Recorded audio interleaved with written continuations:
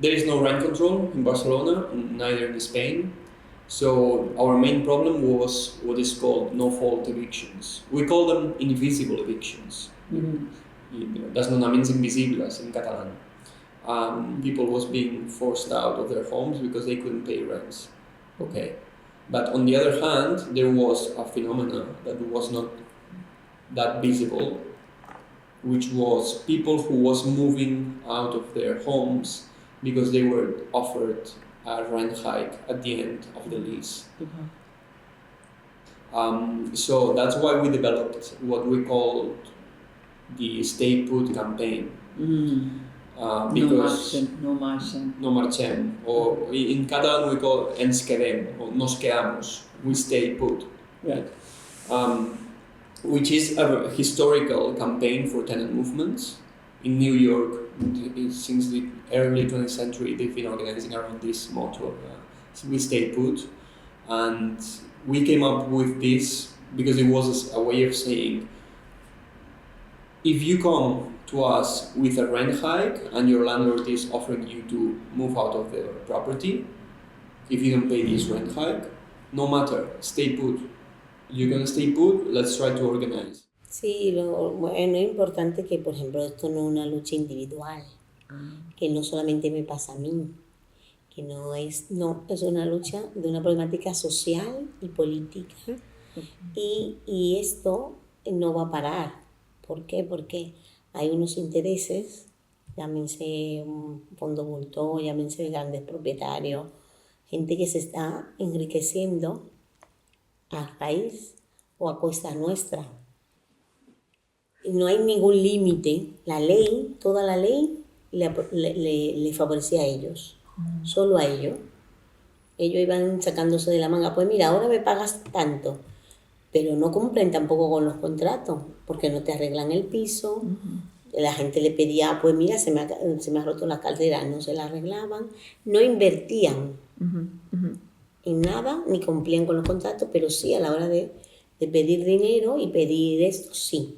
Y la ley encima te decían, no, es que la ley lo protege. Entonces mirar de una lucha de que la ley no lo protejas tanto y que mire también por nosotros. Y cambiar sistema. And we started to build the Stay Put campaign to stop rent increases. And the Stay Put campaign started in February 2018. We've been organizing many tactics and protests. In Barcelona, we had huge problems is that banks kept thousands of non-performing loans with real estate, with properties as a collateral. So opportunistic investment funds, they came to Barcelona with the will to buy not hundreds but thousands of properties from banks in a very good price. So in Spain we have leases of 5 or 7 years. 5 is if your landlord is a private landlord, and 7 years if your landlord is a corporate one. And after the tenancy is over, they offer a rent hike. So the weekly assemblies is basically our main political space. We usually have 50, 60 tenants and tenant organizers meeting every Friday. And this is the main political space in terms of, okay, what's your problem, what is happening, who is your landlord, you need to get information, you need to know other people who is in the same situation as you. So from here, we start all the process. This is a rule of thumb for us, saying you need to do a bit of research, you need to do your own research, and you need to come to the next assembly telling us how many properties your landlord has. So, why we do this? Because we want to have more tools for sitting the landlord into a negotiating table. This is our main aim. The problem comes if the landlord refuses to negotiate with us, which is a common problem. They usually say, oh, you're with the union, okay, we don't want to negotiate with you. What do we do then? We follow usually different tactics, different strategies, from more traditional to more contentious strategies. We start sending an email. as a union with the tenant, saying, hi, we're the tenants union, we are advising this tenant, we should recommend this and that. If the landlord doesn't respond to our email, we try to call the landlord and see if they want to speak with us. We try to insist in this until we realize if the landlord is willing to negotiate with us or not, right? We always want to sit in a negotiating table. That's our first aim. Cuando empezamos nuestro caso en 2017-2018, en el sindicato de yugates habían muchos bloques organizados, y todos se diluyeron, porque es tan grande el desgaste emocional que tiene esto, y el tener que organizarte con gente que no tienes nada en común. De hecho, la gente va a un grupo de vivienda, al sindicato de habitatge, y con un problema y le dices, ¿has hablado con tus vecinos? Con mis vecinos. ¿Por qué? Ese es el primer problema, que llevas 15 años viviendo en un sitio y no has hablado nunca con tus vecinos, ¿vale? Es como si el vecino fuera el culpable, hay una desconfianza. Entonces, claro, es muy difícil organizarse a ese nivel.